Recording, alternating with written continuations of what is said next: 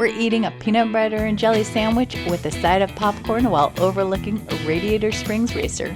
And it only cost a couple bucks. Yep, I made this entire lunch at the hotel with zero fridge, zero stress, and 100% shelf-stable magic. Disney magic is real, but so is their $14 kids meal. So I made my own. This little sandwich started its journey right here in our little hotel room kitchen with a countertop, a butter knife, and a dream. I brought along my favorite sourdough starter, made some bread, add some peanut butter, jelly, and stovetop popcorn. Or you could use your hotel microwave. No fridge, no cooler, no problem. If I can make a full lunch with just pantry goods and a hotel microwave, you can too. Loadedpotato.org has all the hotel hackable, road trip ready, fridge ditching, Disney dining on a dime recipes your heart could ever want. Because Disney magic should live in the rides and not disappear into your bank account. Now, we're munching on peanut butter and jellies with popcorn under the warm California sun, watching Lightning McQueen zoom past and eating like absolute royalty.